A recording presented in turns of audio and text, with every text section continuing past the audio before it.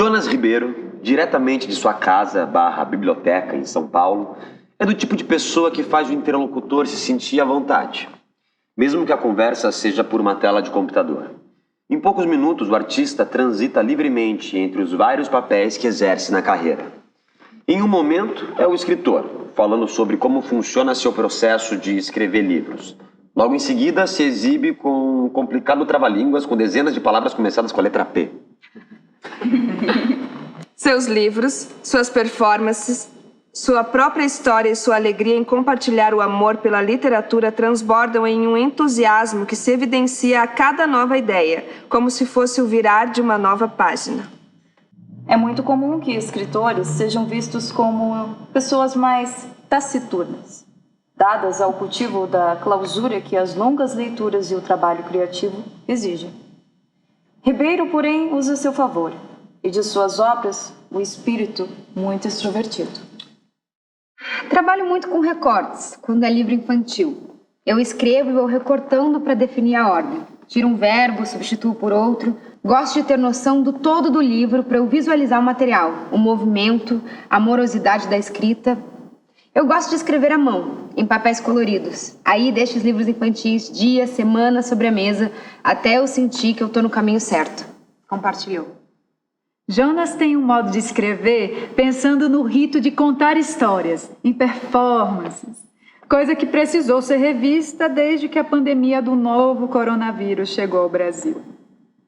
Isso porque, para Ribeiro, uma das maiores alegrias ocorre quando ele consegue, com seus livros, gerar novos baús. São caixas nas quais ele reúne elementos como fantoches, objetos e desenhos para fazer performances nas escolas. Eu reconto as minhas histórias. Já visitei mais de 1.500 escolas. Com a pandemia estou fazendo lives. Embora estejamos na pandemia, eu comecei a pensar que eu não queria passar tanto tempo sem ter material novo. Se eu agisse dessa forma, eu esmoreceria. Eu não queria ter essa postura, relatou. Essa ideia de fazer baús começou quando ele ainda era adolescente. O apaixonado pelas letras teve a ideia de visitar hospitais com o baú. Nele, colocava livros, fantoches, marionetes e lenços coloridos. Os baús foram evoluindo, crescendo, e chegou o momento em que teve mais de 30 baús. Suas visitas a hospitais envolviam todo um aparato, como suspensório, gravata borboleta, girassol na camisa, relógio de bolso e muita vontade de inovar. Espírito este que foi mais acionado do que nunca agora na pandemia. Com sua experiência no assunto, para o autor se reinventar nesses tempos de distanciamento social que vivemos em 2021. Não foi propriamente uma novidade. Ele conta que já faz apresentações em escolas há 20 anos e que jamais se sentiu confortável em repetir espetáculos em todo esse tempo. Eu vejo que muitas pessoas têm a percepção de que depois que uma aula ou um material está pronto, não é preciso fazer um novo. Tem escolas nas quais me apresentei consecutivamente durante vários anos. E toda vez eu chego com uma proposta nova. São os mesmos professores, eu preciso surpreendê-los, revelou. Um dos exercícios recentes de uso de criatividade pelo autor está no formato que propôs para o livro Quem Nunca Comeu um Bombom de Olhos Fechados? Publicado em 2018 pela editora Carochinha. Eu quis fazer um livro que contivesse apenas perguntas. O próprio título do livro é instigante. A intenção foi fazer não um livro de enredo, mas uma obra que pede um interlocutor. Um livro para ter prazer em ler com outras pessoas, pois você deseja saber como os outros se posicionam em relação às perguntas. As crianças com quem conversei já me disseram que parece uma caixa de bombons sortidos. Contou. A ideia do enredo surgiu com uma brincadeira com os donos da editora pela qual o livro acabou saindo.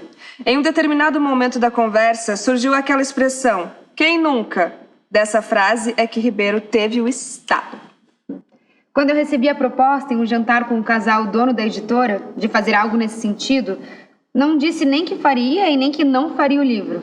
Mas quando eu saí da reunião, aquilo ficou um estorvo prazeroso em mim. Um incômodo que me levou a brincar e o resultado foi o livro, detalhou. A obra reflete algo que é valorizado pelo autor em relação à postura que os mestres devem ter com seus alunos na sua visão. Eu acho que o verdadeiro educador valoriza muito mais a capacidade do aluno de formular perguntas do que oferecer respostas corretas. Quando, na verdade, o caminho da educação é dar autonomia de pensamento para quem está sob sua tutela. As perguntas dão essa bagagem, mesmo quando eu não espero nenhuma resposta do leitor. Essa obra é um livro-brinquedo, comparou. Reunir as pessoas em torno dos seus livros para que elas interajam, passem momentos agradáveis e fortaleçam os vínculos. Algo um pouco diferente do que o próprio autor teve em sua infância, na capital paulista, São Paulo, onde nasceu e cresceu. Os meus pais não tiveram uma formação escolar sólida, não seguiram além do ensino médio. Acabei não frequentando uma escola preocupada com a leitura, com a formação cultural. Aos 10 anos, quando eu mudei de escola, mudei de bairro, passei a morar perto de 2 bibliotecas públicas. Me tornei um leitor voraz nesses ambientes, em um hábito que se manteve na adolescência. Foi nesse momento em que percebeu um possível caminho de vida. Sentiu que poderia se tornar escritor e ter seus livros também colocados à disposição em bibliotecas no mundo afora. Ali eu escolhi que queria viver de direitos autorais, de livros. Meu pai tem uma empresa de palmito e açaí e queria que eu trabalhasse com ele. Um dia ele cansou de insistir e me fez uma proposta. Tá bom, eu vou te dar X anos. Se der certo como autor, fica na literatura. Se não der, você vem trabalhar comigo. Lembrou Jonas. Mas a disciplina que se origina em parte da sua personalidade e até da própria educação que recebeu nas escolas que frequentou, hoje é uma aliada na hora de produzir os seus livros. É a disciplina que me possibilita voar. Sem esse estudo sistemático, sem estabelecer metas, as coisas ficam meio largadas, no improviso. Eu até acredito que a espontaneidade tenha seu lugar no processo de criação. Mas é um trabalho, e trabalho pede disciplina. O resultado se traduz em números. Jonas Ribeiro tem incríveis 155 livros publicados e durante 5 anos consecutivos chegou a vender mais de 100 mil exemplares por ano. Eu já ouvi de colegas que eu vomito livros. Que sou uma máquina de livros. Eu sou apenas organizado, então isso para mim é muito importante. Eu tenho muita coisa, quase uns 30 livros aprovados e que vão sair nos próximos 3 ou 4 anos. Livros que já saíram de catálogo e que vão voltar. A cabeça de um escritor fervilha. É preciso aproveitar isso, opinou. Ribeiro avalia que um dos aspectos que contribuíram de forma importante para seu sucesso no mundo dos livros foi o fato de ter estudado letras português na PUC São Paulo. Foi muito bom porque eu tive contato com literatura comparada, linguística e língua portuguesa. Eu escolhi uma carreira que faz muito sentido com os meus anseios pessoais, com a minha verdade, com a minha alma. Quando combinamos esse caminho, tudo se potencializa, disse o autor. No momento em que concedi a entrevista que resultou nesse perfil, Jonas revelou que está em uma fase prazerosa do seu trabalho. Ele havia, naquele dia, recém-desembalado uma caixa com 50 livros que havia comprado. Eu faço isso para ter contato com o que está saindo. Então eu vou organizando essas leituras ao longo das semanas. Eu posso dizer que respirar essa profissão é uma bênção. É gratificante sentir que não se está competindo com ninguém. Eu não quero superar ninguém, só fazer o meu melhor, comentou. Na sua missão de ir às escolas, Jonas Ribeiro revela que busca mais do que cumprir um papel meramente ficcional, mas que exerce um pouco daquilo e que acredita para transformar a relação entre educação e leitura. Quando um escritor vai a uma escola ou algum espaço cultural, existe a expectativa dos leitores de fazer uma série de perguntas. Uma vez respondidas, fica um vácuo. É como se ele não conseguisse entrar no imaginário. Eu acredito que mais do que ter suas perguntas respondidas, no fundo, os leitores querem ver a reprodução de algo mágico, que está na alquimia das palavras, naquelas entrelinhas daquela história, afirmou. O autor acredita nesse caminho e dedica sua vida a espalhar o que chama de momentos mágicos no imaginário de seus leitores.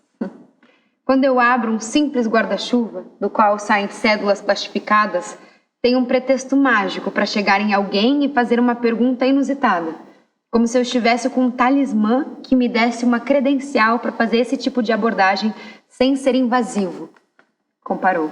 E não tem jeito.